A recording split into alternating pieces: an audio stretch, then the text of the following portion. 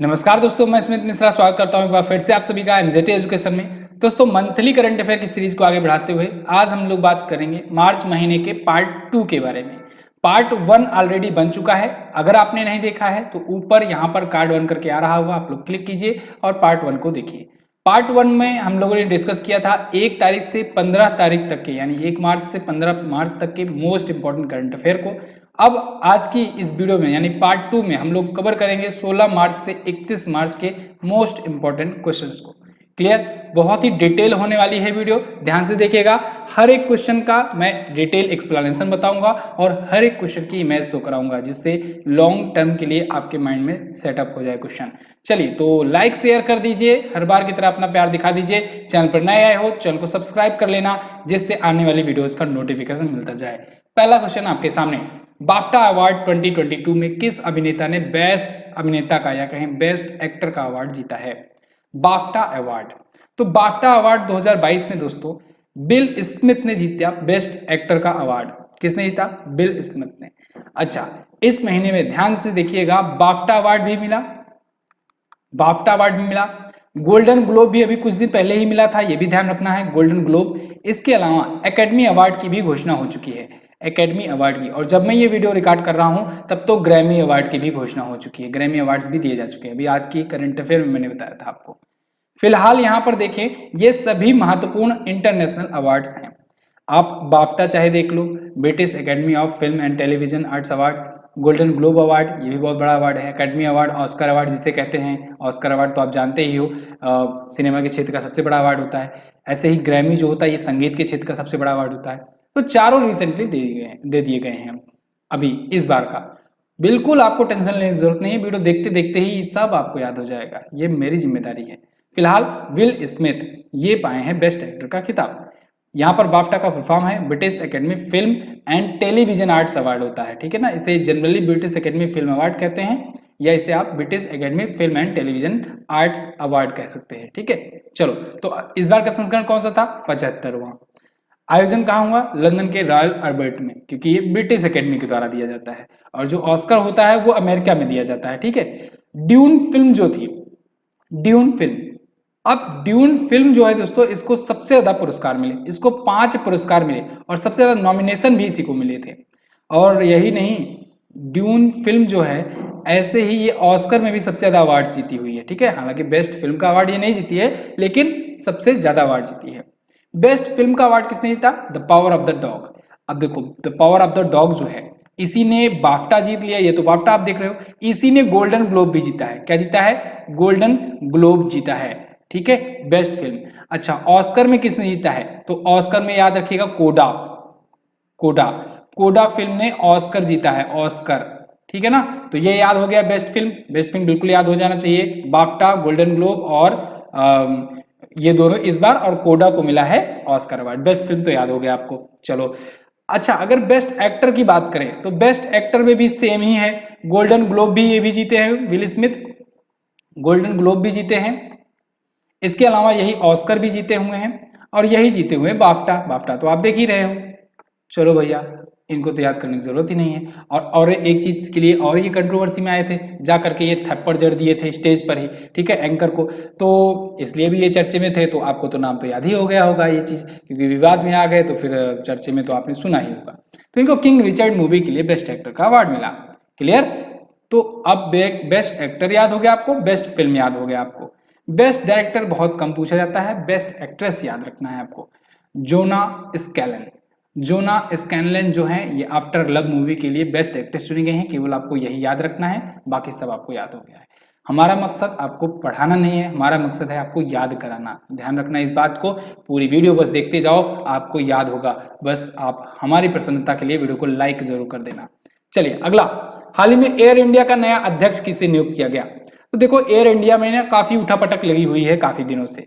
अभी आपको पता होगा कि कुछ दिन पहले इल्गर आईआईसी को बनाने की घोषणा हुई थी, लेकिन फिर इन्होंने कहा नहीं नहीं, हम पद एक्सेप्ट नहीं करते हैं, हम नहीं आएंगे। तो इल्गर आईआईसी बनने वाले तो थे, लेकिन अब नहीं बनेंगे। तो अब नहीं बनेंगे तो एयर इंडिया के चेयरमैन पद का काम संभालेंगे एन चंद्रशेखर जी। एन चंद्रशेखरन ने कहा चलो अब कोई नहीं काम संभाल रहा है, लाओ हम ही इसको देखते हैं तब तक जब तक कोई नया नहीं मिल जाता है, ठीक है ना। तो एन चंद्रशेखरन जो कि पहले से ही टाटा के ये रहे हैं सीईओ टीसीएस के, तो इन्होंने कहा हम ही इसको भी देखेंगे तब तक, ठीक है। तो टाटा सन्स के ये थे ही, अब एयर इंडिया के भी सीईओ और एमडी बन गए हैं। एयर इंडिया के बारे में तो आपको बहुत सारी चीजें पता ही होगी। 18,000 करोड़ रुपए में टाटा ने एक बार दोबारा से इसका 100% इक्विटी ले लिया है, सरकार के हाथों से खरीद लिया है, ठीक है। तो अब एयर इंडिया हो गया दोबारा से टाटा का। आपको पता होना चाहिए कि एयर इंडिया जो है ना, ये टाटा ग्रुप की ही देन है। 1932 में जमशेदजी टाटा जी ने ही इसकी स्थापना करी हुई थी। क्लियर। चलिए, तो फिलहाल अब एन चंद्रशेखरन जी इसके भी चेयरमैन नियुक्त किए गए। याद हो गया। आगे देखते हैं। हाल ही में जर्मन ओपन बैडमिंटन 2022 में लक्ष्य सेन ने कौन सा पदक जीता? लक्ष्य सेन जबरदस्त खिलाड़ी है दोस्तों, अभी बहुत ही युवा है लेकिन काफी ज्यादा अच्छा परफॉर्मेंस रहता है। सिल्वर मेडल अभी इन्होंने जीता हुआ है। आपको याद होगा अभी कुछ दिन पहले ही वर्ल्ड बैडमिंटन चैंपियनशिप हुआ था। वर्ल्ड बैडमिंटन चैंपियनशिप, जब वर्ल्ड बैडमिंटन चैंपियनशिप हुआ था तो लक्ष्य सेन ने उसमें ब्रॉन्ज मेडल जीता हुआ था। उसमें सिल्वर मेडल उसमें भारत के नाम आया था और ब्रॉन्ज मेडल भी भारत के नाम आया था। ऐसा पहली बार हुआ कि 3 मेडल में 2 मेडल भारत को ही मिल गया एक ही संस्करण में, ठीक है। तो आप कमेंट करके आपको बताना तो चाहिए कि सिल्वर मेडल किसने जीता है। फिलहाल मैं बता दे रहा हूं अभी, क्योंकि आप कमेंट लेट करते हो। किदम्बी श्रीकांत ने दोस्तों जीता था सिल्वर मेडल और ब्रॉन्ज मेडल जीता था लक्ष्य सेन ने। फिलहाल यहाँ पर ये सिल्वर मेडल जीते हुए हैं लक्ष्य सेन, यहाँ पर आपको इमेज में दिख रहे हैं। थाईलैंड के कुंटलाउत विटरसन से ये फाइनल हार गए। महिला एकल किसने जीता? ही बिंग जियाओ, चाइना की हैं और इन्होंने अपने ही देश की चेन युफेई को हराया। क्लियर। अगला, सिप्री रिपोर्ट के अनुसार हथियारों का सबसे बड़ा आयातक देश कौन है? सिप्री रिपोर्ट आई है, हथियारों को सबसे बड़ा आयातक देश के रूप में इसने बताया है कि सबसे बड़ा हथियार खरीदने वाला देश बन गया है भारत। ये बड़ी बात है। बड़े सिप्री आप जानते हो, Stockholm International Peace Research Institute, जो भी हथियार से रिलेटेड, जो भी शांति से रिलेटेड, हथियार एक्सपोर्ट करना हो, हथियार इंपोर्ट करना हो, या परमाणु शक्तियां किसके पास कितनी है, परमाणु बम किसके पास कितनी है, ये सारी रिपोर्ट सिप्री ही जारी करती है, ठीक है। तो इस सिप्री ने ये बताया हुआ है कि टॉप 5 हथियार आयातक देश कौन से हैं। एक्चुअली में इसने टॉप 10 बताया था, लेकिन यहाँ पर मैं आपको टॉप 5 बताऊंगा। और टॉप 5 इंपोर्टर कौन है, इंपोर्टर और एक्सपोर्टर दोनों इसने बताया है। तो यहाँ पर देखिए टॉप 5 अगर इंपोर्टर पूछा जाए तो वो है दोस्तों भारत, इसमें टॉप पर है। सेकंड पर है सऊदी अरब। सऊदी अरब अभी तक टॉप पर रहा करता था। भारत देखो ये भी 11%, ये भी 11%, लेकिन भारत जो है ना ग्रोइंग स्टेज पे है और पॉइंट्स में कुछ ज्यादा है, तो इसलिए ये टॉप पर आ गया। सऊदी अरब को भी पार कर दिया है। अभी तक भारत दूसरे पर हुआ करता था, मिस्र तीसरे पर, चौथा ऑस्ट्रेलिया, पांचवा चाइना। निर्यातक में अगर बात करेंगे तो हथियार सबसे ज्यादा बेचता है अमेरिका, फिर रूस बेचता है, फ्रांस, फिर चीन, फिर 5वें पे जर्मनी बेचता है। भारत भी हथियार निर्यात करने के मामले में आ रहा है, तेजी से बढ़ रहा है। 23वां अभी एक्सपोर्टर बना हुआ है 0.2% की हिस्सेदारी के साथ। अच्छा, यहाँ पर अगर बात करें, अभी आपको याद होगा ब्रह्मोस डील हुई थी, ब्रह्मोस, ये सारी चीजें तुरंत आपको माइंड में रिकॉल कर लेनी है। अभी ब्रह्मोस मिसाइल का निर्यात करने की घोषणा की थी। किसको बेचेगा? फिलीपींस को। फिलीपींस को भारत ब्रह्मोस मिसाइल बेच रहा है, ठीक है। और भारत का कुल आयात अगर बात करें तो अभी इसमें से 85% अकेले केवल 3 देशों से आते हैं। 46% रूस से भारत लेता है हथियार, फ्रांस से 27% लेता है। आप देखेंगे राफेल डील वगैरह फ्रांस से हुई थी। रसिया से तो बहुत ज़्यादा डिपेंडेंट रहता है भारत, और यूएसए से भी बहुत सारी चीज़ें ली है, अपाचे हेलीकॉप्टर वगैरह। तो 12% भारत के हथियारों में यूएसए का भी हाथ है। क्लियर। आगे देखते हैं। पंजाब के नए मुख्यमंत्री कौन बने? तो 5 राज्यों में विधानसभा चुनाव भी इसी महीने संपन्न हुए दोस्तों, रिजल्ट आए, और 5 राज्यों के विधानसभा चुनाव पर मैंने आपको वीडियोज दी हुई हैं, और यूपी कैबिनेट पर स्पेशली वीडियो दी हुई है क्योंकि यूपी के एग्जाम्स भी लगे हुए हैं। फिलहाल यहाँ पर हम लोग पंजाब के बारे में बात करेंगे। देखिए 4 राज्यों में बीजेपी की सरकार बनी, भारतीय जनता पार्टी की। एक राज्य था, इकलौता राज्य पंजाब, जहां पर दोस्तों आम आदमी पार्टी की सरकार बनी, आपकी सरकार बनी। तो पंजाब के नए मुख्यमंत्री बनाए गए भगवंत मान आम आदमी पार्टी से हैं ये, ठीक है। तो ये बने पंजाब के नए सीएम। ये 4 राज्य जो कौन कौन से थे, देखो 5 राज्य टोटल कौन कौन से थे, उत्तर प्रदेश, उत्तराखंड, मणिपुर, गोवा और ये पंजाब लास्ट वाला। क्लियर। तो चरणजीत सिंह चन्नी यहाँ पर दिख रहे हैं, कॉमेडियन के रूप में करियर से इन्होंने करियर की शुरुआत करी। ठीक है, आगे चल करके लोकसभा में भी आए और अब यहाँ विधानसभा में ये सत्ता पक्षी नेता हो गए, जिसे हम लोग मुख्यमंत्री के रूप से जानते हैं। इनको कौन दिला रहा है शपथ? राज्यपाल ही शपथ दिलाता है, ध्यान रखिएगा, राज्यपाल शपथ दिलाता है। तो राज्यपाल कौन है? बनवारी लाल पुरोहित जी भी बनाए गए थे, तो इन्होंने इनको शपथ दिलाया। अच्छा, एक इंपॉर्टेंट बात निकल करके आई यहाँ से, भगवंत मान ने दोस्तों भगत सिंह के पैतृक गांव खटकर कला में जाकर के शपथ ग्रहण करी हुई है। ये बड़ी इंटरेस्टिंग बात थी, इसको ध्यान रखना है। भगत सिंह के पैतृक गांव में जाकर के इन्होंने शपथ ग्रहण करी है 18वें मुख्यमंत्री के रूप में। ठीक है, 117 सीटों में 92 सीटों पर जीत हासिल की आम आदमी पार्टी ने। 5 राज्यों का जो विधानसभा चुनाव मैंने आपको वीडियो दी हुई है उसको जरूर देखना, उससे आपको बहुत सारी चीजें मिलेंगी। ये भी पूछा जा सकता है शपथ भाषण की शुरुआत किससे करी, तो इन्होंने जो बोले सो निहाल और भारत माता की जय से शुरुआत करी और शपथ का अंत किया इंकलाब जिंदाबाद के नारे से। ओके, अगला, भारत का पहला वर्ल्ड पीस सेंटर कहाँ स्थापित किया जाएगा? तो पहला वर्ल्ड पीस सेंटर हरियाणा में स्थापित किया जा रहा है। तो हरियाणा के सीएम मनोहर लाल खट्टर जी ने यहाँ पर जैन मुनि के साथ मिलकर के इसकी स्थापना की घोषणा करी हुई है। गुरुग्राम में खोला जाएगा भारत का पहला वर्ल्ड पीस सेंटर, अहिंसा विश्व भारती संगठन के द्वारा बनाया जा रहा है। तो ये प्रख्यात जैनाचार्य डॉक्टर लोकेश जी, इनके सहयोग से ये गुरुग्राम में स्थापित किया जा रहा है। क्लियर। अगला, हाल ही में ऑयल इंडिया लिमिटेड के नए सीएमडी कौन बनाए गए? ऑयल इंडिया लिमिटेड दोस्तों, OIL, इसके नए सीएमडी दोस्तों, चेयरमैन एंड मैनेजिंग डायरेक्टर बनाए गए रंजीत रथ, जो आपको ए ऑप्शन में दिख रहे हैं। यहाँ पर इनकी तस्वीर भी देख लीजिए रंजीत रथ की। तो ये ऑयल इंडिया लिमिटेड के बनाए गए नए सीएमडी। ऑयल इंडिया लिमिटेड को महारत्न कंपनी मत समझ लेना, महारत्न कंपनी नहीं है ये। ऑयल इंडिया को इंडियन ऑयल मत समझ लेना। ऑयल इंडिया लिमिटेड की स्थापना 1959 में हुई थी, नोएडा में इसका हेडक्वार्टर है। अगला, हाल ही में राष्ट्रीय टीकाकरण दिवस कब मनाया गया? तो राष्ट्रीय टीकाकरण दिवस दोस्तों 16 मार्च को मनाया जाता है, नेशनल वैक्सीनेशन डे। 16 मार्च को प्रत्येक वर्ष मनाया जाता है, इस बार भी मनाया गया टीकाकरण के बारे में अवेयरनेस फैलाने के लिए।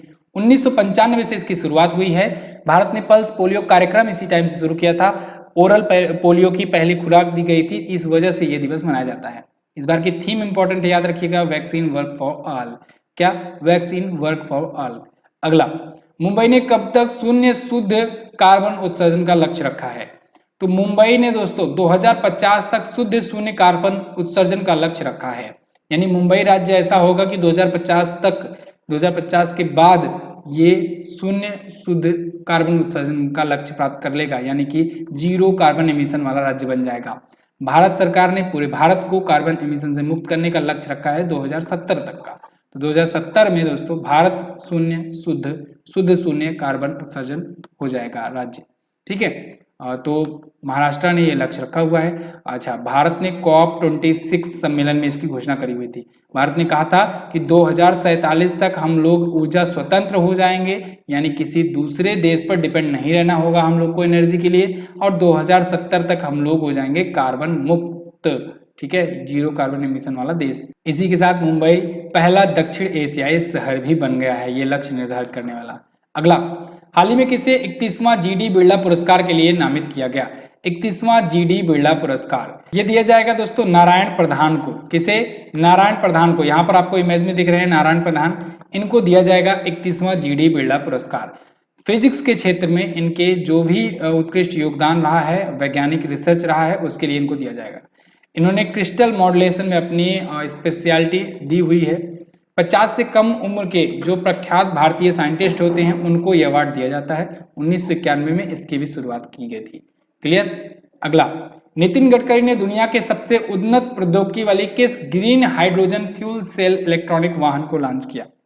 तो अभी हाल ही में नितिन गडकरी जी ने टोयोटा मिराई को लॉन्च किया है। टोयोटा मिराई जापान के सहयोग से बनाई गई कंपनी है, एक कार है जो कि दुनिया की सबसे उन्नत प्रौद्योगिकी वाली green hydrogen fuel cell electric वाहन होगी। ठीक है, तो नितिन गडकरी जी ने इसे लॉन्च किया है, टोयोटा मिराई।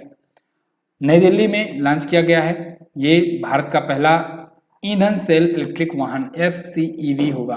पहला ईंधन सेल नहीं, यहाँ पर हाइड्रोजन ईंधन कर लो।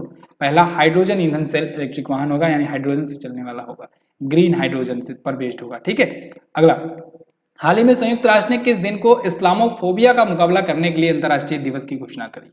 तो ये भी इंपॉर्टेंट डे है दोस्तों, बहुत ज्यादा चर्चे में रहा था। अभी हाल ही में संयुक्त राष्ट्र ने दोस्तों इस्लामोफोबिया का मुकाबला करने के लिए अंतर्राष्ट्रीय दिवस की घोषणा करी 15 मार्च को।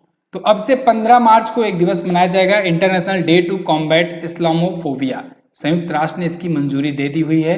पाकिस्तान और भी बहुत सारी मुस्लिम कंट्रीज के सहयोग से ये शुरू कराया गया, ठीक है ना, ये दिवस मनाया जाना है। इसकी मतलब कहें कि चर्चा वहां पर उठाई गई थी और रिक्वेस्ट डाली गई थी, तो वो रिक्वेस्ट अब एक्सेप्ट हो गई है। संयुक्त राष्ट्र महासभा ने 2022 से शुरू होकर के हर साल 15 मार्च से इसको मनाए जाने की घोषणा करती है। क्लियर?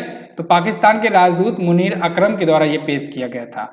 ठीक है, जैसे भारत ने yoga day, international yoga day दिया है, ठीक है, और भी कई महत्वपूर्ण अंतर्राष्ट्रीय दिवस दिए हुए हैं, ऐसे ही ये पाकिस्तान की तरफ से रिक्वेस्ट किया गया था, रिकमेंड किया गया था। ठीक है, चलो अगला देखते हैं। हाल ही में मिस वर्ल्ड 2021 कौन बनी? मिस वर्ल्ड, ये भी बहुत इंपॉर्टेंट क्वेश्चन है। देखो, मिस वर्ल्ड, मिस यूनिवर्स, ये सब पूछा जाता है। तो हरनाथ सिंधु है? नहीं, बिल्कुल नहीं। ये क्या है? ये मिस यूनिवर्स है। मिस यूनिवर्स का खिताब जीती हुई हैं 2021। अभी इन पर आते हैं हम लोग। पहले ये जानो, कैरोलिना बिलावस्का। कैरोलिना बिलावस्का दोस्तों ये पोलैंड की रहने वाली हैं, पोलैंड की रहने वाली है, और इन्होंने मिस वर्ल्ड 2021 का खिताब जीता हुआ है। ठीक है, हरनाथ संधू मिस यूनिवर्स बनी हुई हैं, और ये भारत की तीसरी महिला बन गई हैं मिस यूनिवर्स का खिताब जीतने वाली। इनसे पहले दो लोग आप सुष्मिता सेन को याद रखेंगे, सबसे पहली बनी थी, और लारा दत्ता सन 2000 में दूसरी बनी थी। यहाँ पर कैरोलिना के बारे में बात करेंगे। कैरोलिना यहाँ पर आपको दिख रही हैं बीच में, ये पोलैंड की रहने वाली हैं, तो इन्होंने जीत लिया है। वैसे ये पोलैंड का दूसरा मिस वर्ल्ड था, पहला वाला अनीता क्रिगलिका को 1989 में मिला हुआ था। ठीक है, भारत की पहली मिस वर्ल्ड विजेता रीता फारिया है। भारत ने सबसे ज्यादा मिस वर्ल्ड का खिताब जीता हुआ है, यानी कि मतलब दो देश हैं जो सबसे ज्यादा जीते हुए हैं, 6-6। ठीक है ना, तो 6-6 वर्ल्ड मिस वर्ल्ड का खिताब के साथ भारत सबसे ज्यादा विजेता रहा है। 1966 में रीता फारिया, और लास्ट वाला अभी आपको याद होगा मानुषी छिल्लर जीती थी 2017 में। ठीक है, हरनाथ संधू मिस यूनिवर्स जीती हैं। इसके अलावा भी कुछ और भी, उनको भी याद करेंगे। रश्मि माधुरी को मिस इंडिया अर्थ का अवार्ड मिला है। फर्स्ट मिस इंडिया परल अग्रवाल जीती हुई हैं। Miss International World doctor Akshara Prabhu को मिला है। मिसेज इंडिया गैलेक्सी ये डॉक्टर निकिता शुक्ल को मिला है। देखिए, मिसेज जो है, मिसेज का मतलब ये शादीशुदा औरतों के, और मिस का मतलब जो होती है अनमैरिड वीमेन जो होती है वो इसमें होती है। ठीक है, तो मिसेज वर्ड दूसरा है। देखिए यहाँ पर मिसेज वर्ड आ गया, साइलेंट फूड ने जीता हुआ है। मिसेज वर्ड दूसरा है और मिस वर्ड दूसरा है। ठीक है, मिस वर्ड की ही सबसे ज्यादा वैल्यू है। ओके, अगला देखते हैं। हाल ही में किस देश ने इंस्टाग्राम पर रोसग्राम लॉन्च किया? तो इंस्टाग्राम की जगह पर रोसग्राम लॉन्च किया दोस्तों रसिया ने। रसिया में आपको पता होगा कि फेसबुक, ट्विटर, इंस्टाग्राम ये सब चीज़ें बंद हो गई, ये सभी कंपनियां अपना कारोबार बंद कर दी हैं। तो ऐसे में उसने अपना इंस्टाग्राम से मिलता जुलता हुआ ऐप रोसग्राम लॉन्च कर दिया। ठीक है, तो रोसग्राम कुछ इस प्रकार से होगा, इंस्टाग्राम की तरह काम करेगा। अच्छा, क्या आप जानते हो जो आप टेलीग्राम ऐप यूज करते हो, टेलीग्राम ये कहाँ की कंपनी है? नाम से लग रहा हुआ इंडिया की है ना? बिल्कुल नहीं, ये रसिया की है। ठीक है, ध्यान रखिएगा, बहुत लोगों को नहीं पता इसको, टेलीग्राम रसिया का है। ठीक है, तो फिलहाल यहाँ पर रूस में अमेरिकी कंपनियों का बैन लगा ही हुआ है, आप देख रहे हो, इस पर तो काफी दिनों से चर्चा चल ही रही है। हाल ही में कहाँ पर भारत का पहला digital water bank aquarium launch किया गया? एक्वेरियम लॉन्च किया गया दोस्तों कर्नाटक में। भारत का पहला ये होगा digital water bank aquarium, India's first digital water bank. देखिए यहाँ पर लॉन्च किया जा रहा है, तो बेंगलुरु में इसे लॉन्च किया गया है कर्नाटक में। एक्वाकार्प ग्रुप वेंचर्स के द्वारा ये डिजाइन और डेवलप किया गया है, जो जल के प्रबंधन यानी वाटर मैनेजमेंट के उद्देश्य से लॉन्च किया गया है। गंगा से ब्रह्मपुत्र जाने वाला अब तक का सबसे लंबा जहाज कौन बना? तो वो बन गया है MV राम प्रसाद बिस्मिल जहाज। गंगा से ब्रह्मपुत्र तक की सफर तय करेगा, अब तक का सबसे लंबा ये नदी जहाज है। ठीक है, 90 मीटर लंबाई है इसकी, 26 मीटर चौड़ाई है, 2.1 मीटर ऊंचाई के मसौदे से लदा हुआ है, मतलब इतना सामान लग सकता है। श्यामा प्रसाद मुखर्जी बंदरगाह से गुवाहाटी में पांडु बंदरगाह तक ये अपना जो यात्रा है संपन्न किया, पूरा किया। ठीक है, अगला, भारत की सबसे बड़ी कोयला उत्पादक फर्म कौन बनी? तो भारत की सबसे बड़ी कोयला उत्पादक की फर्म बन गई है Mahanadi coalfield limited. Mahanadi coalfield limited, हालांकि ये CIL की ही एक सब यूनिट है, ठीक है, CIL यानी कोल इंडिया लिमिटेड। तो महानदी कोलफील्ड लिमिटेड जो है, जो कि उड़ीसा में है, तो ये बन गई है दोस्तों सबसे बड़ी कोयला उत्पादक फर्म, ठीक है। OP सिंह इसके प्रबंध निदेशक हैं, अध्यक्ष और प्रबंध निदेशक हैं। अगला, किस राज्य सरकार ने दिशांक ऐप लॉन्च किया? तो दिशांक ऐप किसने लॉन्च किया है? इसे लॉन्च किया कर्नाटक राज्य सरकार ने। कर्नाटक का ये एप्लीकेशन है, बहुत ही महत्वपूर्ण है दिशांक ऐप। दिशांक से क्या होगा? इस ऐप से दोस्तों जो भूमि का डेटाबेस होगा, जो ग्रामीणों की भूमि होगी, किसानों की भूमि होगी, उसका डेटाबेस एक एप्लीकेशन पर स्टोर किया जाएगा और कोई भी कहीं से भी अपना डिटेल्स और रजिस्ट्रेशन नंबर हो या जो भी इसका नंबर होगा उसको डाल करके वो देख सकेगा कि आपकी ज़मीन कितना है, कितनी जानकारी है, किसके नाम है, सारा कुछ आप जान सकेंगे। तो इससे भूमि विवाद नहीं होगा, ठीक है। अगला, 35वां सूरजकुंड अंतर्राष्ट्रीय शिल्प मेला कहाँ आयोजित हुआ? तो ये आयोजित हुआ दोस्तों हरियाणा में। 35वां सूरजकुंड मेला हरियाणा में आयोजित हुआ। हरियाणा का ही होता है सूरजकुंड अंतर्राष्ट्रीय शिल्प मेला, क्राफ्ट मेला बहुत ही फेमस होता है। तो ये हरियाणा में ही प्रत्येक वर्ष आयोजित होता है। फिलहाल इस बार का संस्करण था 35वां, ठीक है। इस बार पार्टनर नेशन कौन था? उज्बेकिस्तान। कौन था? उज्बेकिस्तान था पार्टनर नेशन 2022 का। तो 19 मार्च से 4 अप्रैल तक ये चला सूरजकुंड फरीदाबाद हरियाणा में, ठीक है। तो यहाँ भाई डिटेल लिखी गई, इसको देख लो। थीम देश तो आप जान गए, थीम स्टेट जान लो, जम्मू कश्मीर को चुना गया था। अगला, निम्न में से कौन सा दिवस 21 मार्च को मनाया जाता है? तो 21 मार्च को दोस्तों अंतर्राष्ट्रीय वन दिवस मनाया जाता है, बिल्कुल। नस्लीय भेदभाव के उन्मूलन के लिए दिवस मनाया जाता है, ये भी सही है। तो उपरोक्त दोनों दिवस होगा। विश्व गौरैया दिवस ये 20 मार्च को मनाया जाता है, 20 मार्च को, ठीक है। तो इसी दिन हैप्पीनेस दिवस मनाया जाता है, हैप्पीनेस। आप गौरैया को जब उड़ते हुए देखते हो, छोटी सी रहती है चिड़िया, तो एक प्रकार से मुस्कान आ जाती है, खुशी आ जाती है ना, जब चिड़िया, जब पशु पक्षी सब अच्छे से रह रहे हों, खिलखिलाते हुए, चहचहाते हुए, तो एक हैप्पीनेस आ जाती है। तो हैप्पीनेस आ जाती है, ये दोनों कब आती है? जब दोनों होते हैं साथ साथ। तो 20 मार्च आप याद रखेंगे, 20 मार्च को गौरैया देख के आपके चेहरे पर मुस्कान आ गई, तो हैप्पीनेस, खुशहाल दिवस याद रखेंगे।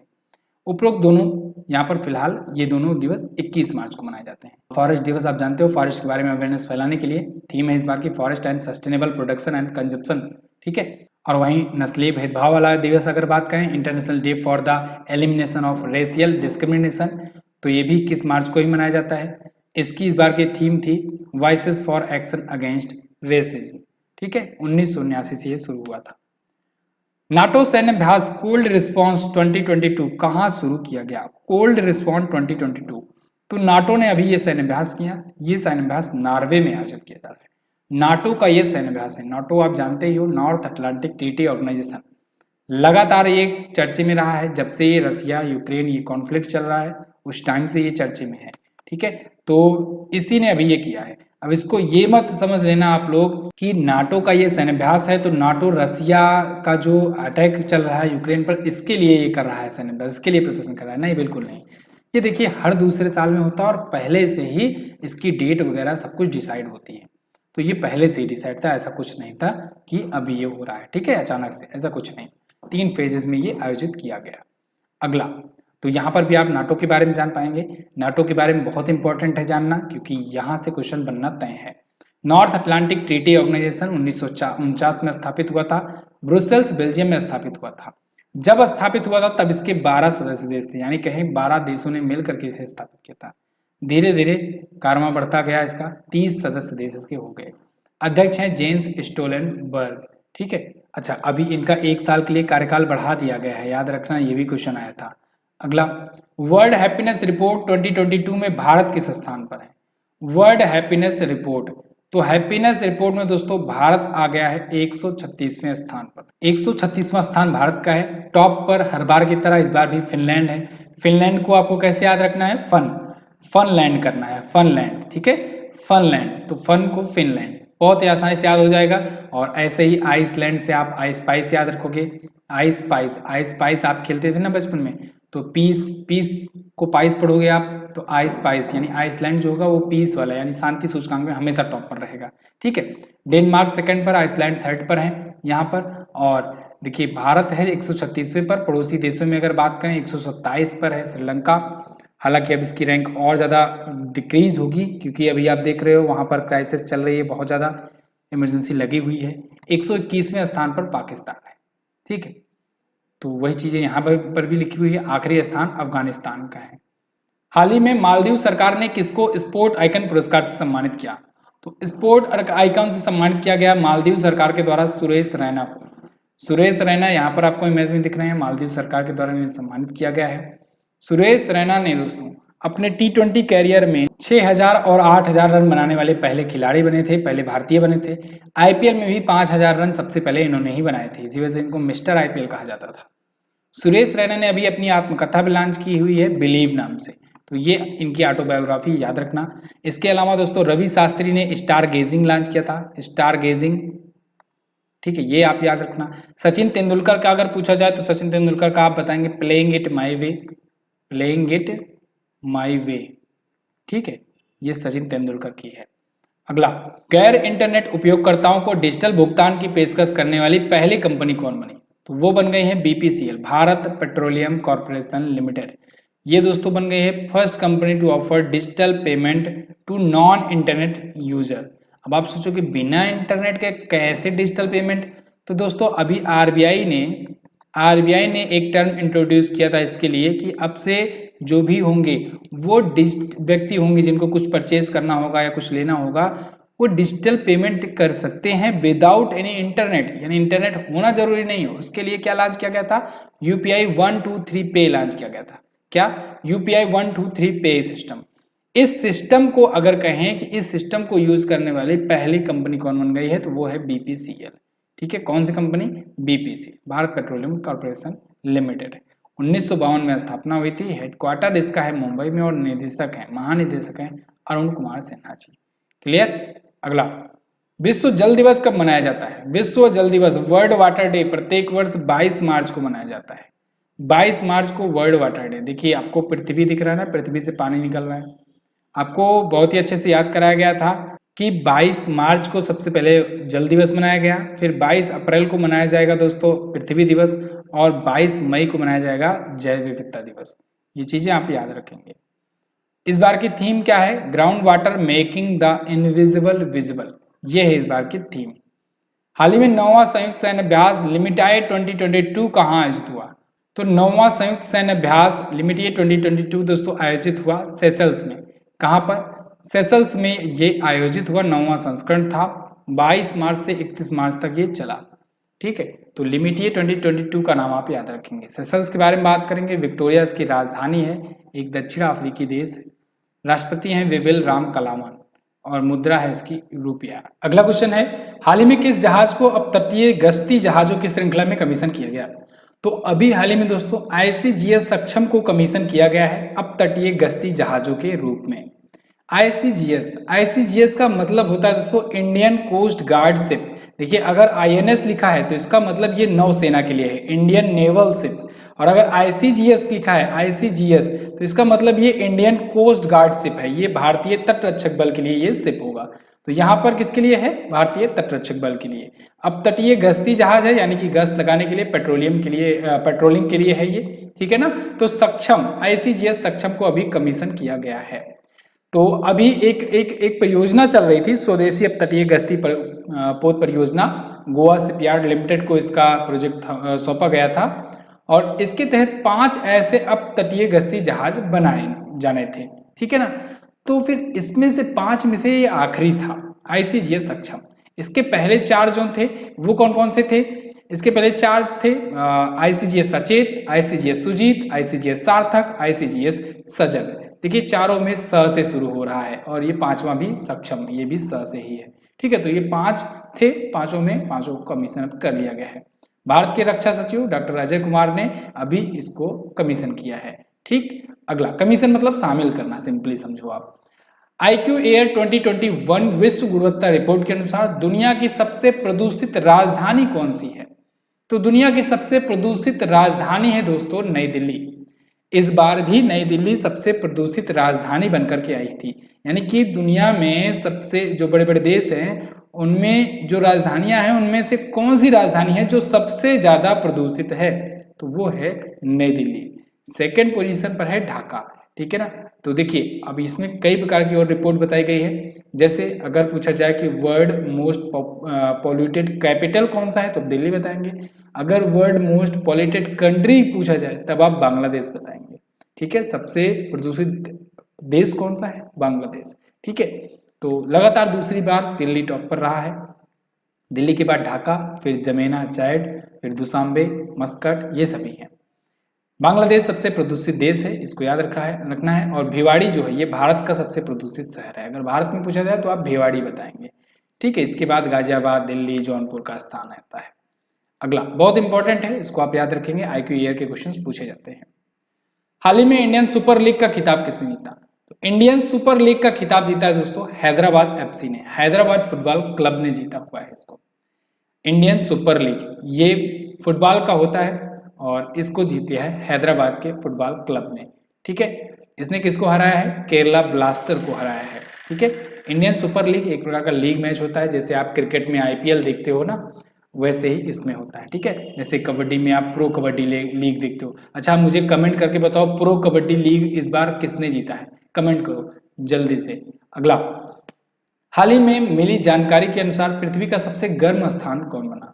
तो पृथ्वी का सबसे गर्म स्थान है दोस्तों कुवैत। कुवैत में टेम्परेचर पृथ्वी पर सबसे ज्यादा हॉट है, सबसे ज्यादा गर्म है। 127.7 डिग्री फ़ारेनहाइट पहुंच गया है, यानी 53.2 डिग्री सेल्सियस तक पहुंच गया है, ठीक है। ये रिकॉर्ड किया गया है वहां पर अभी। अब यहाँ पर स्थिति ये है कि दोस्तों इतनी ज़्यादा गर्मी होती है कि पक्षी अगर आसमान में उड़ रहा होता है ना तो वो हवा में जल जाता है, मर जाता है, ठीक है, उबल करके। जो मृत क्लेम चट्टान होते हैं उनको चट्टानों को लेपित किया जाता है। सेल्स ऐसे खुले होते हैं जैसे कि लगता है वो उबल के रखे हुए हों। समुद्री घोड़े खाड़ी में उबल करके मर जाते हैं, ठीक है। इतनी ज़्यादा गर्मी होती है कुवैत में। तो कुवैत की राजधानी यहाँ पे कुवैत ही है, कुवैत सिटी ही है, ठीक है ना, राजधानी लिखी नहीं है। राष्ट्रपति हैं इसके अल अहमद अल जाबर अल सबाह, ठीक है। मुद्रा होती है कुवैती दीनार। अगला, किस राज्य के नरसिंहपट्टई नागस्वरमम को GI टैग मिला? तो तमिलनाडु के नरसिंहपट्टई नागस्वरमम को GI टैग दिया गया है। ये एक प्रकार का वाद्य यंत्र है जो आपको दिख रहा है, इसी को GI टैग मिला हुआ है, ठीक है। जियोग्राफिकल इंडिकेशन टैग, ये होता है GI टैग का फुल फॉर्म। फिलहाल ये क्लास 15 के संगीत वाद्य यंत्रों की श्रेणी में आता है। नरसिंहपट्टई नागस्वरमम वहाँ के शास्त्रीय पवन संगीत वाद्य यंत्र है, इसको मिला है। अभी हाल फिलहाल में तमिलनाडु के कौन कौन से प्रोडक्ट को GI टैग मिले हैं? तो एक तो ये वाद्य यंत्र हो गया, एक कुरपुर कलमकारी पेंटिंग्स को मिला है, एक कल्ला कुरुचि लकड़ी को की नक्काशी को मिला था, और कन्याकुमारी लौंग को भी मिला था। सब के सब इम्पोर्टेंट है। GI टैग पर मैं आपको हमेशा बताता रहता हूँ, क्वेश्चंस बनते हैं, इसको आप याद रखेंगे, ठीक है। डेली करंट अफेयर अगर आप देख रहे होते तो इससे रिलेटेड आपको मैं और भी बहुत सारे पॉइंट बताता, क्योंकि यहाँ पर वीडियो की टाइम की लिमिट होती है, वीडियो लंबी चली जाती है और बहुत सारे क्वेश्चंस रहते हैं, तो इस वजह से यहाँ पर मैं बहुत सारी चीज़ें नहीं बता सकता आपको। डेली करंट अफेयर भी आप लोग देखा करो। अगला, हाल ही में किसे एबल पुरस्कार 2022 से सम्मानित किया गया? एबल पुरस्कार देखो जैसे होता है नोबेल वैसे होता है एबल। नोबेल जो होता है वो 6 क्षेत्रों का सबसे बड़ा पुरस्कार होता है, और एबल जो होता है ये मैथ का सबसे बड़ा पुरस्कार होता है, ठीक है, गणित के क्षेत्र में दिया जाता है। तो इस बार किसको दिया गया? डेनिस पार्नेल को। किसे? डेनिस पार्नेल को दिया गया। ये अमेरिकन मैथमेटिशियन है, यहाँ पर आपको इमेज में दिख रहे हैं। तो इनको मैथ में इनके कंट्रीब्यूशन के लिए दिया गया है, ये अमेरिकी गणितज्ञ है, ठीक है। इनको इनकी टोपोलॉजी के लिए दिया गया है। टोपोलॉजी क्या होता है? टोपोलॉजी एक गणित का क्षेत्र का है, 19वीं शताब्दी में अस्तित्व में आया था, ठीक है। इसका संबंध सतहों के गुणों से होता है जो विकृत होने पर बदलते नहीं हैं, ठीक है। हमें भी नहीं समझ में आया, आप अगर समझिएगा तो बताइएगा। तो चलिए आगे देखते हैं। फिलहाल नॉर्वेजियन एकेडमी ऑफ साइंसेज एवं लिटरेचर्स के द्वारा दिया जाता है। अगला, किस मशहूर टेनिस प्लेयर ने संन्यास की घोषणा की? ये बहुत ही शॉकिंग न्यूज रही इस महीने की। एशले बार्टी, जो कि दोस्तों अभी अभी ऑस्ट्रेलियन ओपन जीती थी और अभी इनका कैरियर चढ़ ही रहा था, एक प्रकार से कहें हम लोग, महज 25 साल की उम्र में ही इन्होंने संन्यास की घोषणा कर दी। 3 ग्रैंड स्लैम इन्होंने जीते हुए हैं। ऑस्ट्रेलिया की ये मशहूर टेनिस प्लेयर है, नंबर 1 प्लेयर थी। इन्होंने संन्यास की घोषणा कर दी अचानक से, ठीक है। 2019 में फ्रेंच ओपन जीती थी, 2021 में विंबलडन ओपन और 2022 में ऑस्ट्रेलियन ओपन ये जीत चुकी हैं। 2014 से 16 के बीच ये टेनिस छोड़ करके ये क्रिकेट खेलने चली गई थी, वहां पर भी काफी अच्छे से प्रोफेशनल क्रिकेट भी खेला करती थी। फिलहाल विश्व के नंबर 1 पोजीशन पर जाकर के इन्होंने संन्यास की घोषणा कर दी है। अगला, कार्बन तटस्थ खेती के तरीकों को पेश करने वाला पहला राज्य कौन बना? तो कार्बन तटस्थ खेती के तरीकों को पेश करने वाला पहला राज्य बन गया है केरल। केरल ने अभी हाल ही में एक घोषणा की है कि ये कार्बन न्यूट्रल फार्मिंग पर को फोकस करेगा, इनको बढ़ावा देगा, यानी ऐसी खेती करेगा जो कार्बन का एमिशन ना करते हो। ठीक है, इसके लिए सरकार ने 6 करोड़ रुपए का बजट भी रखा हुआ है वहां पर। तो इसको 2 चरणों में पूरी तरीके से अच्छे से लागू किया जाएगा पूरे राज्य में। शुरुआत में कुछ ही जिलों में इसके केरल के लागू किया जाएगा। अगला, उत्तर प्रदेश के उप मुख्यमंत्री के रूप में किसने शपथ ग्रहण की? ये बड़ा इंपॉर्टेंट क्वेश्चन है। उत्तर प्रदेश के 2 नए उप मुख्यमंत्री इस बार भी बनाए गए हैं। पिछली बार भी 2 डिप्टी सीएम थे, इस बार भी डिप्टी सीएम 2 ही हैं, लेकिन इस बार एक चेंज हुए हैं, ब्रजेश पाठक, ये नए डिप्टी सीएम है। ठीक है ना, केशव प्रसाद मौर्य पिछली बार भी थे डिप्टी सीएम, इस बार भी थे, लेकिन इस बार दिनेश शर्मा को डिप्टी सीएम नहीं दिया गया, इसका पद ब्रजेश पाठक को दिया गया। ठीक है, तो उपरोक्त दोनों आपका सही आंसर होगा। ब्रजेश पाठक डिप्टी सीएम होंगे उत्तर प्रदेश के। और योगी आदित्यनाथ जी एक बार दोबारा से सत्ता में आए, इन्होंने शपथ ग्रहण की। उत्तर प्रदेश की कैबिनेट पर मैंने वीडियो दी हुई है, तो जो लोग भी उत्तर प्रदेश एग्जाम स्पेशल की प्रिपरेशन कर रहे हैं उन लोग के लिए दोस्तों बहुत ही महत्वपूर्ण है, वो वीडियो आप जरूर देखें।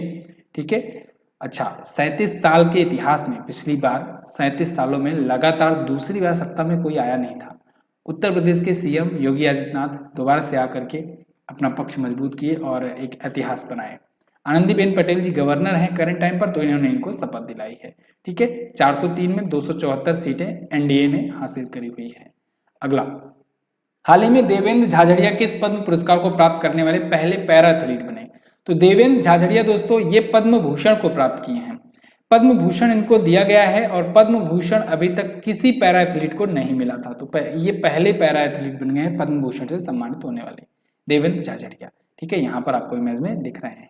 ओके, अगला, तो अच्छा, एक और इम्पोर्टेंट याद रखिएगा, अवनी लेखरा को पद्मश्री मिला है। अवनी लेखरा वही हैं जिन्होंने एक ही पैरालंपिक में 2 मेडल जीते थे, ये भी एक इतिहास बना था, और इन्होंने गोल्ड भी जीता था एक, उसमें एक ब्रॉन्ज जीता था। ठीक है, मैं आपको बताना चाहूंगा दोस्तों, जनवरी, फरवरी और मार्च 2022 के लिए एक महत्वपूर्ण प्रश्नोत्तरी करके एक नई ई बुक आई हुई है। बहुत ही शानदार ई बुक है, इसमें बिल्कुल नए तरीके का कॉन्सेप्ट है। इसमें आपको क्वेश्चंस, उसके नीचे उसका एक्सप्लेनेशन, डिटेल जानकारी स्टैटिक्स के साथ दी जाएगी। बहुत ही शानदार ई बुक है। आप अगर 100% कवरेज चाहते हैं करंट अफेयर का, तो आप इस एक सिंगल ई बुक से प्राप्त कर सकते हैं। तो ये सिर्फ 49 रुपए में है, आपको मिलेगा MZT ऐप पर। गूगल प्ले स्टोर पर जाइए, MZT ऐप डाउनलोड कीजिए, या फिर डिस्क्रिप्शन में व्हाट्सएप का नंबर भी दिया गया है, आप वहां से भी संपर्क करके UPI के थ्रू भी प्राप्त कर सकते हैं ई बुक को। बहुत सारे बच्चे लगातार इसको ले रहे हैं और आपके लगातार एग्जाम्स भी लगे हुए हैं, तो आप इसको लीजिए और अपनी परीक्षा में जीत सुनिश्चित कीजिए। अगला, मारुति सुजुकी का नया MD और CEO किसे बनाया गया? तो मारुति सुजुकी के नए मैनेजिंग डायरेक्टर और चीफ एग्जीक्यूटिव ऑफिसर बनाए गए हिसाशी टेकुची। हिसाशी टेकुची यहाँ पर आपको इमेज में दिख रहे हैं। मारुति सुजुकी की ये नए चीफ एग्जीक्यूटिव ऑफिसर और मैनेजिंग डायरेक्टर होंगे। ये सुजुकी मोटर कॉर्पोरेशन में काफी पहले से शामिल है, तो 1986 से शामिल है। मारुति सुजुकी की स्थापना 1982 में हुई थी, गुरुग्राम में हुई थी, हेडक्वार्टर इसका नई दिल्ली में है। ठीक है, हाल ही में अफ्रीका के काले गैंडे के संरक्षण के लिए किसे पहला वन्यजीव बॉन्ड जारी किया? तो अफ्रीका के काले गैंडे के संरक्षण के लिए अभी हाल ही में दोस्तों विश्व बैंक ने एक वन्यजीव बॉन्ड जारी किया है, वाइल्ड लाइफ बॉन्ड जारी किया है। ये है, आपको दिख रहा है अफ्रीकी गैंडा, तो इसके संरक्षण के लिए राइनो बॉन्ड जारी किया है। बॉन्ड का नाम है ये राइनो बॉन्ड, इसको आप याद रखेंगे। ठीक है, तो $150 मिलियन का ये बॉन्ड होगा 5 सालों के लिए। IBRD, जिसे विश्व बैंक का दूसरा नाम कह सकते हो आप लोग, international bank for reconstruction and development के द्वारा इसे जारी किया गया है। विश्व बैंक के बारे में बात करें, 1945 में स्थापना हुई थी, वाशिंगटन DC में हेडक्वार्टर है और डेविड मलपास इसके वर्तमान में है अध्यक्ष। अगला, नाटो ने अपने महासचिव जेंस स्टोलनबर्ग का कार्यकाल कितने वर्ष के लिए बढ़ाया? तो नाटो ने अपने महासचिव जेंस स्टोलनबर्ग का कार्यकाल 1 साल के लिए बढ़ाया है। अभी मैंने आपको बताया अभी तक शुरुआत में, जेंस स्टोलनबर्ग इस टाइम पर सबसे ज़्यादा ज़रूरत है नाटो की, ऐसा नाटो की जो समिट थी जिसमें परिषद काउंसिल के लोग बैठे थे उन्होंने कहा ऐसा कि अभी हम लोग चेंज नहीं करने वाले हैं। इनका कार्यकाल हालांकि कंप्लीट हो चुका था, 2014 से ही इस पद पर है, लेकिन अब इनका कार्यकाल 1 साल के लिए बढ़ा दिया गया है। ठीक है, नाटो 30 देशों का सैन्य संगठन है, बाकी डिटेल मैं आपको बता चुका हूँ। अभी 2 सैन्य अभ्यास हुए नाटो के, इन दोनों को आप याद रखेंगे, नेपच्यून स्ट्राइक भूमध्य सागर में और कोल्ड रिस्पॉन्स नॉर्वे में। अगला, हाल ही में जारी निर्यात तैयारी सूचकांक 2021 में शीर्ष पर कौन है? तो निर्यात तैयारी सूचकांक में दोस्तों गुजरात है शीर्ष पर। निर्यात यानी एक्सपोर्ट करने के मामले में कौन सा राज्य तैयार है? बिल्कुल तैयार है। निर्यात तैयारी सूचकांक इसी पर जारी की गई थी। तो गुजरात जो है ये लगातार दूसरे वर्ष टॉप पर बना हुआ है, सेकंड पर महाराष्ट्र है, थर्ड पर है कर्नाटका। ठीक है, विश्व व्यापार जो है ये 24 ट्रिलियन अमेरिकी डॉलर हो चुका है। अच्छा, एक चीज और ध्यान आया है कि भारत का निर्यात 400 बिलियन अमेरिकी डॉलर पार कर गया है। एग्जैक्टली बताऊं अगर तो 417 यूएस डॉलर बिलियन में इतना एक्सपोर्ट हो गया है भारत का, जो कि ऐतिहासिक है। अभी तक 400 बिलियन डॉलर का माइलस्टोन नहीं प्राप्त किया था कभी भी इंडिया ने। इस बार भारत इस फाइनेंशियल ईयर में जो अभी बीता 417 बिलियन डॉलर का एक्सपोर्ट किया है, ये अपने आप में बहुत बड़ी बात है। ठीक है, अगला, हाल ही में कहा कि पुलिस ने संडे स्ट्रीट पहल का शुभारंभ किया। तो संडे स्ट्रीट पहल का शुभारंभ मुंबई पुलिस ने किया हुआ है। किसने? मुंबई पुलिस ने। ठीक है, क्यों? जिससे लोग दोस्तों सुबह सुबह में बाहर निकल सकें, रोड पर निकल सकें, थोड़ा सा सामाजिकता उनके अंदर आए। तो सरकार क्या करेगी, सुबह में 2 से 3 घंटे तक जाम कर देगी रोड वगैरह, यानी वहां पर गाड़ियां वगैरह बंद कर देगी और खोल देगी आम नागरिकों के लिए कि आप लोग पैदल जाओ, घूमो टहलो, अपने यार दोस्त से मिलो। ठीक है ना? चलो, तो रविवार की सुबह को यह किया जाएगा, सुबह में 4 घंटों के लिए बंद किया जाएगा कई सड़कें। अगला, 2021-22 में प्रति व्यक्ति आय के मामले में शीर्ष पर कौन है? तो प्रति व्यक्ति आय के मामले में शीर्ष पर है दोस्तों सिक्किम। बाय द वे ये डाटा जारी किया है दिल्ली ने, दिल्ली की कैबिनेट ने जारी किया है। उसने अपने आप को बताया कि तीसरे स्थान पर है वो, सिक्किम और गोवा के बाद तीसरे स्थान पर है प्रति व्यक्ति आय के मामले में भारत में। ठीक है ना? तो याद रखिएगा, फर्स्ट पर सिक्किम, सेकंड पर गोवा, थर्ड पर है दिल्ली। आर्थिक सर्वेक्षण अभी दिल्ली का जारी हुआ, उसी में ये रिपोर्ट सामने आई। ओके, पिछले 6 सालों में दिल्ली की जीडीपी लगभग 50% बढ़ी है, ये भी बताया गया। हाल ही में किसे रक्षा मंत्रालय में सलाहकार नियुक्त किया गया? तो रक्षा मंत्रालय में सलाहकार यानी एडवाइजर नियुक्त किए गए हैं दोस्तों लेफ्टिनेंट जनरल विनोद खंडारे, यानी सी ऑप्शन आपका करेक्ट होगा। लेफ्टिनेंट जनरल विनोद खंडारे यहाँ पर आपको इमेज में दिख रहे हैं, इनको बनाया गया है भारत के रक्षा मंत्रालय का सलाहकार। ठीक है, 2015 से 2018 तक ये रक्षा खुफिया एजेंसी के महानिदेशक भी रह चुके हैं। अगला, WHO ने भारत के किस राज्य में ग्लोबल मेडिसिन सेंटर स्थापित करने की घोषणा की? तो WHO दोस्तों गुजरात में ग्लोबल मेडिसिन सेंटर स्थापित करेगा। ये भारत का पहला ग्लोबल मेडिसिन सेंटर होगा, WHO की मदद से स्थापित किया जा रहा है। जो विश्व स्वास्थ्य संगठन के बारे में अगर बात करें हम लोग दोस्तों, तो 7 अप्रैल 1948 को इसकी स्थापना हुई थी। 7 अप्रैल को इसीलिए हम लोग विश्व स्वास्थ्य दिवस मनाते हैं। जिनेवा में हेडक्वार्टर है और टेड्रोस अदनोम जी इसके महासचिव हैं। तो गुजरात के जामनगर में यह स्थापित करने जा रहा है ग्लोबल मेडिसिन सेंटर। उत्तराखंड विधानसभा की पहली महिला स्पीकर कौन बनी? तो वो बन गई दोस्तों रितु खंडूरी। रितु खंडूरी ये उत्तराखंड विधानसभा की पहली महिला स्पीकर बनी है। आपको ऑप्शंस में कुछ और नाम दिख रहे हैं, क्या आप कमेंट करके बता सकते हो कि ये कौन कौन है? तो देखिए दोस्तों, माधवी पुरी बुच अभी सेबी में बनाई गई, सेबी की ये बनाई गई महिला अध्यक्ष, पहली महिला अध्यक्ष।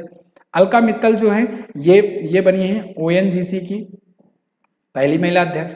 रेखा मेनन जो है ये नेस्कॉम की बनी है पहली महिला अध्यक्ष। ठीक है, रितु खंडूरी ये उत्तराखंड की बनी हुई है पहली महिला अध्यक्ष। फिलहाल रितु खंडूरी को यहाँ पर आप देखोगे विधानसभा की ये पहली महिला स्पीकर बन चुकी हैं। कोटेद्वार विधानसभा से अभी ये वर्तमान में विधायक हैं, निर्विरोध ये चुनी गई हैं। दोबारा मुख्यमंत्री बने हैं पुष्कर सिंह धामी। ठीक है, अभी हाल ही में उन्होंने यूनिफॉर्म सिविल कोड लागू करने की घोषणा भी कर दी हुई है। अगला, भारत की पहली स्टील रोड का उद्घाटन कहाँ हुआ? भारत की पहली स्टील रोड ये सूरत गुजरात में उद्घाटन की गई। इसका स्टील की रोड पहली बार आप सुन रहे हो। ऐसा नहीं है कि पूरा का स्टील का यहाँ पर मामला होगा और चलोगे तो आप टन्ने टन्ने बोलेगा, ऐसा नहीं है। यहाँ पर इसमें रोड में जो मटेरियल मिलाया जाता है उसमें स्टील की मात्रा मिलाई गई है। ठीक है ना, जिससे लॉन्ग टर्म के लिए उसको किया जाए इसके। तो फिलहाल वेस्ट टू वेल्थ और क्लीन इंडिया कैंपेन के तहत इसे बनाया गया है। ये एक अनूठी पहल है, CSIR का दिमाग इसमें शामिल है। 1 किलोमीटर 6 लेन की ये सड़क है। गुजरात के सूरत में स्टील की कचरे से बनी ये रोड है, भारत की पहली है। अगला, राष्ट्रीय संस्कृति महोत्सव कहाँ आयोजित हुआ? तो राष्ट्रीय संस्कृति महोत्सव, नेशनल कल्चर फेस्टिवल, ये आयोजित हुआ आंध्र प्रदेश में। आंध्र प्रदेश दोस्तों इसको आयोजित किया, राष्ट्रीय संस्कृत महोत्सव को 2022 के संस्करण को राजा महेंद्र वर्मम वर्नागल हैदराबाद में ये आयोजित हुआ। ठीक है, राष्ट्रीय संस्कृत महोत्सव 26 मार्च को। इसका उद्घाटन किया विश्वभूषण हरिचंदन जी, जो कि गवर्नर हैं आंध्र प्रदेश के। अगला क्वेश्चन है, किस देश की इगा स्वीटेक टेनिस की विश्व नंबर 1 खिलाड़ी बनी? तो इगा स्वीटेक ये टेनिस की विश्व नंबर 1 खिलाड़ी बन गई हैं। ये हैं पोलैंड की। नंबर 1 खिलाड़ी जो थी वो तो संन्यास ले ली, कौन? एस्ली पार्टी। अभी पोलैंड की ये है इगा स्वीटेक, ये विश्व की नंबर 1 खिलाड़ी बन गई हैं। यहाँ पर आपको इमेज में दिख रही है, ठीक है ना। तो ये पहले पायदान पर पहुंच गई हैं। मियामी ओपन में इन्होंने अभी हाल ही में विक्टोरिया गोलबुक को हराया। मियामी ओपन जीता नहीं है, ध्यान रखना। मियामी ओपन जो टूर्नामेंट हो रहा था उसमें एक लीग मैच में इन्होंने जब एक मैच जीता तो ये टॉप पर पहुंच गए, क्योंकि टॉप वाला जो है वो तो रिटायरमेंट ले लिया है। तो अब वही था कि उनके बराबर अंक पा जाती तो फिर ये समझ लो ऑटोमेटिक ही आ गई। तो इसी प्रकार से ये टॉप पर पहुंच गई, ठीक है। अगला, पाक जलडमरू नदी को तैरकर पार करने वाली दुनिया के सबसे कम उम्र की और सबसे तेज महिला तैराक कौन बनी? तो वो बन गई हैं जिया रॉय। पाक जलडमरू नदी को तैर करके पार करने वाली दुनिया की सबसे कम उम्र की और सबसे तेज महिला तैराक बन गई हैं। यहाँ पर आपको इमेज में दिख रही हैं। तो इन्होंने अभी हाल ही में दोस्तों श्रीलंका के तलाई मन्नार से लेकर के भारत के धनुषकोडी तक तैराकी करके ये विश्व रिकॉर्ड बनाया है। ऑस्कर 2022 में बेस्ट एक्टर का खिताब किसने जीता? देखो आ गया ऑस्कर अवार्ड। ऑस्कर अवार्ड से भी ये क्वेश्चन ले लो आप, बनेगा ही बनेगा। ऑस्कर अवार्ड को ही एकेडमी अवार्ड्स भी कहते हैं। एकेडमी अवार्ड्स इस बार का 94th एडिशन था, 94वां संस्करण था। इसमें बेस्ट एक्टर का खिताब जीता है विल स्मिथ ने। विल स्मिथ आपको यहाँ पर इमेज में दिख रहे हैं, बेस्ट एक्टर का खिताब जीते। इन्होंने एंकर को एक थप्पड़ भी जड़ दिया था, ठीक है। फिलहाल यहाँ पर हम लोग बात करेंगे कहाँ पर आयोजित हुआ, तो ये लॉस एंजल्स में आयोजित हुआ। मैंने आपको बताया था कि बाफ्टा जो होता है वो ब्रिटिश एकेडमी के द्वारा दिया जाता है, तो वो ब्रिटेन में आयोजित होगा। ये लॉस एंजल्स में अमेरिका में आयोजित होता है, ठीक है। तो एकेडमी अवार्ड्स भी से कहते हैं। 94वां इसका संस्करण था। सिनेमा के क्षेत्र में दिए जाने वाला दुनिया का सबसे बड़ा पुरस्कार से माना जाता है, ठीक है। जनरली हम लोग ऑस्कर के नाम से जानते हैं। इसमें बेस्ट फिल्म चुनी गई है कोडा। कोडा शुरुआत में भी आपको याद करवाया गया, कोडा को आप याद रखेंगे, बहुत इंपॉर्टेंट है कोडा। इसके अलावा best actor king Richard movie के लिए विल स्मिथ चुने गए। इसके अलावा दोस्तों बेस्ट एक्ट्रेस जेसिका चैस्टन को चुना गया द आई ऑफ टेमी फे के लिए। बेस्ट डायरेक्टर चुना गया जेन कैंपेन को, और मोस्ट अवार्डेड फिल्म बनी ड्यून। ड्यून फिल्म ही दोस्तों उसमें भी सबसे ज्यादा अवार्ड जीती थी, बाफ्टा में भी, और यहाँ पर भी सबसे ज्यादा अवार्ड जीती है, ठीक है। अगला, हाल ही में किसने विंग्स इंडिया 2022 में कोविड चैंपियन का पुरस्कार जीता? तो कोविड चैंपियन का पुरस्कार जीता है दोस्तों CIAL ने।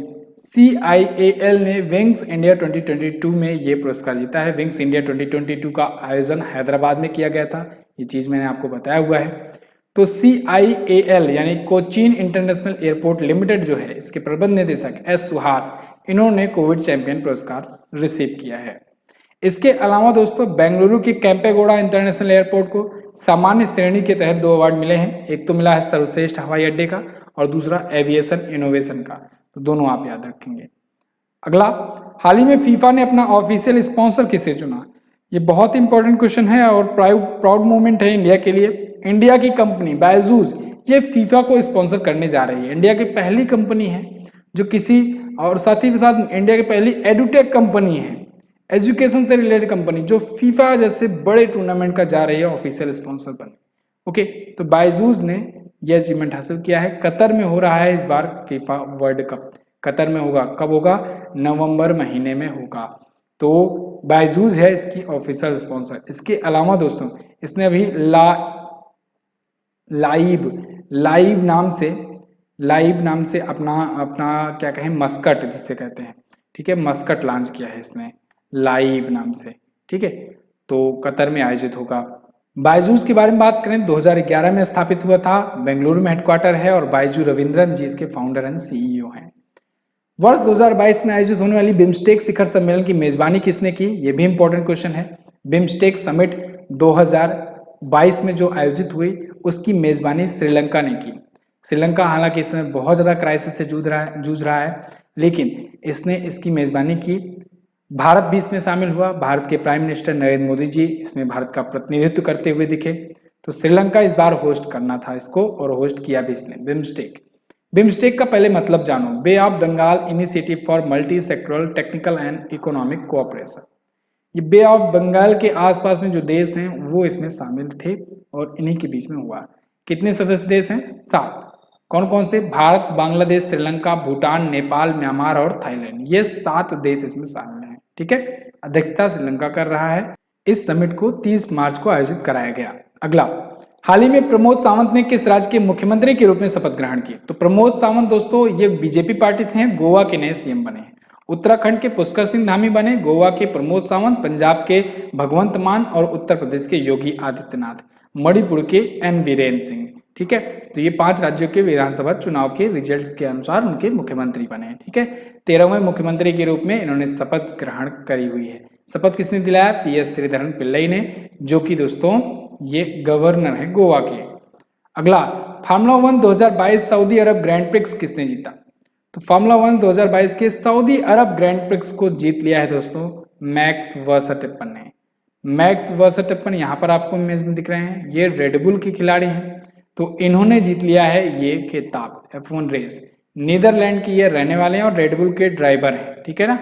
चार्ल्स लेक्लेयर ने इस साल का पहला जीता था F1 race Bahrain grand prix, ये भी आप याद रखेंगे। ठीक है, चार्ल्स लेक्लेयर जो है ये फेरारी के हैं और मोनाको के रहने वाले हैं। अगला, UNEP की रिपोर्ट के अनुसार दुनिया का सर्वाधिक ध्वनि प्रदूषित शहर कौन सा है? तो सबसे ज्यादा ध्वनि प्रदूषित शहर है ढाका। ढाका दोस्तों बांग्लादेश की राजधानी है और सबसे ज्यादा ध्वनि शोर शराबा वाला शहर है। ठीक है, सेकंड पर मुरादाबाद है, उत्तर प्रदेश का जिला है। यूपी का मुरादाबाद जिला जो है ये दूसरा सबसे ज्यादा शोर करने वाला जिला है 114 डेसिबल के साथ। इस्लामाबाद फिर पाकिस्तान का ये तीसरे नंबर पर है। रजासी बांग्लादेश का ये चौथे पर है और हो ची मिनी सिटी ये वियतनाम का 5वें नंबर पर है। ठीक है, दुनिया का सबसे शांत शहर है इरबिड। क्या है? इरबिड। अगला, हाल ही में आयोजित स्विस ओपन बैडमिंटन 2022 का खिताब किसने जीता? स्विस ओपन बैडमिंटन 2022 इसका खिताब जीत लिया है PV सिंधु ने। बहुत ही इंपॉर्टेंट मैच था इनके लिए। इन्होंने पहली बार स्विस ओपन का खिताब जीता है और इन्होंने बताया इसका महत्व कितना था इनके लिए। स्विस ओपन बैडमिंटन में फाइनली जाकर के फाइनल जीत गई है। PV सिंधु बहुत बड़ा नाम है भारत के लिए। PV सिंधु ने दोस्तों भारत को कई चैंपियनशिप में, वर्ल्ड चैंपियनशिप में कई मेडल्स दिलाए हुए हैं। एक बार तो इन्होंने गोल्ड जीता हुआ है। ठीक है ना। इसके अलावा ये ओलंपिक में 2 मेडल जीतने वाली ये पहली भारतीय महिला खिलाड़ी हैं। ठीक है, पुरुषों में अगर मिला दिया जाए तब तो दूसरी खिलाड़ी हैं भारतीय, लेकिन पहली महिला बनी है 2 मेडल जीतने वाले। एक बार इन्होंने सिल्वर मेडल जीता था रियो ओलंपिक में और 2020 वाले टोक्यो ओलंपिक में इन्होंने ब्रॉन्ज मेडल जीता बैडमिंटन में। ठीक है, चलो तो अभी इन्होंने स्विस ओपन भी जीत लिया है। अच्छा, स्विस ओपन में पुरुष एकल का खिताब किसने जीता? तो पुरुष एकल का खिताब जोनाथन क्रिस्टी ने जीता है और इन्होंने HS प्रणय को हरा दिया है। तो इस प्रकार से HS प्रणय फाइनल में हारने के बाद सिल्वर जीते। ठीक है, सिल्वर जीते। चलिए तो अगला देखते हैं। यहाँ पर आप देख लो PV सिंधु की अचीवमेंट। रियो ओलंपिक में इन्होंने जीता सिल्वर, इसके बाद टोक्यो ओलंपिक में इन्होंने ब्रॉन्ज जीता। ब्रॉन्ज जीता।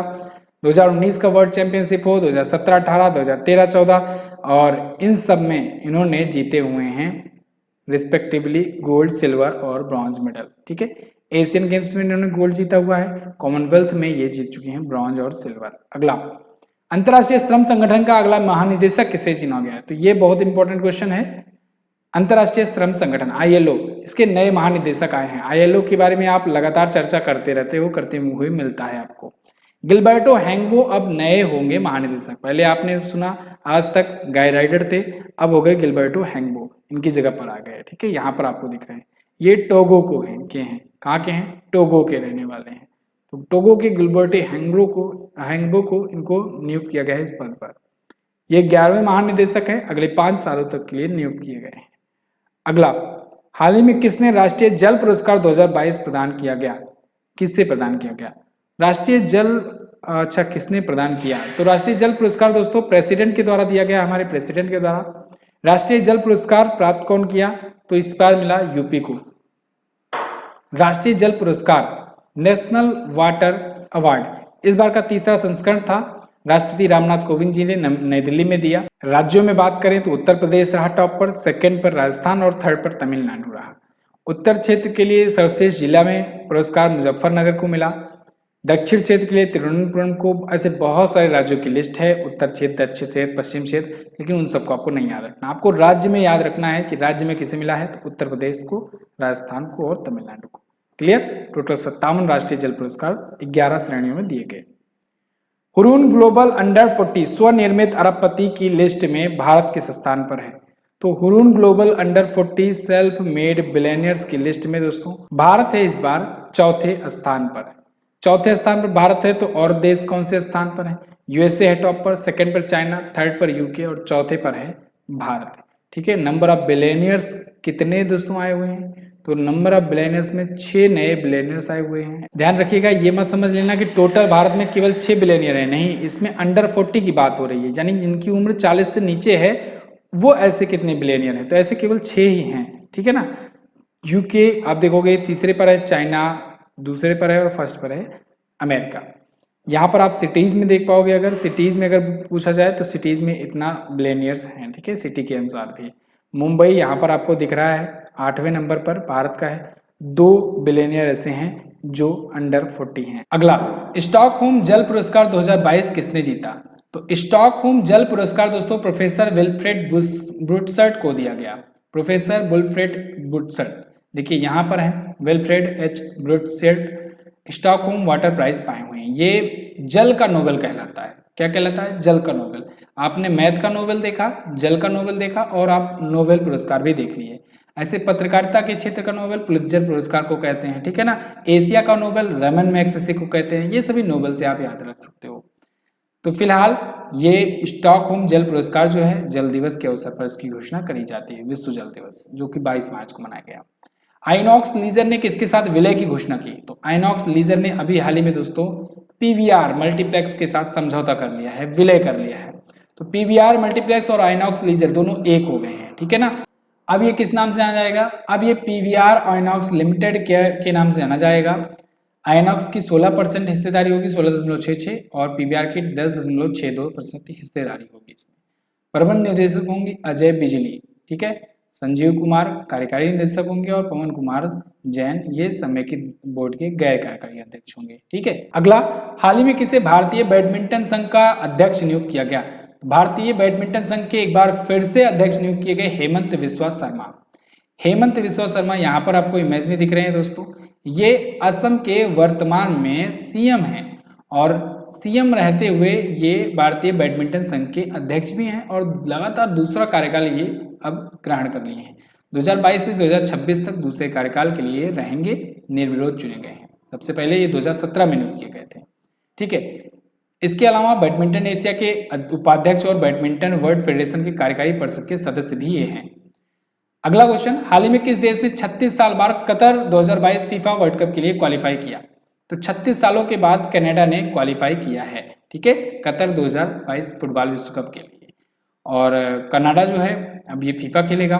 फीफा वर्ल्ड कप इसी साल होना है कतर में। मैंने आपको लाइव के बारे में बताया, लाइव जो है ये मस्कट चुना गया है। इसके अलावा बाइजूस के बारे में बताया, बाइजूस जो है ये ऑफिशियल स्पॉन्सर चुना गया है। रसिया वगैरह को और बेलारूस को इसने अलग भी कर दिया है फीफा ने कि इसमें नहीं खेल सकते हो इस बार। ठीक है। तो फिलहाल कनाडा जो है 36 सालों के बाद क्वालिफाई कर लिया है फीफा वर्ल्ड कप के लिए। 32 टीमों के बीच में ये गेम होगा। ठीक है। फीफा के बारे में बात करें, फेडरेशन इंटरनेशनल दी फुटबॉल एसोसिएशन 1904 में पेरिस में स्थापित हुआ था, लेकिन हेडक्वार्टर है ज्यूरिख में। अध्यक्ष हैं गियानी इन्फेंटिनो। क्लियर।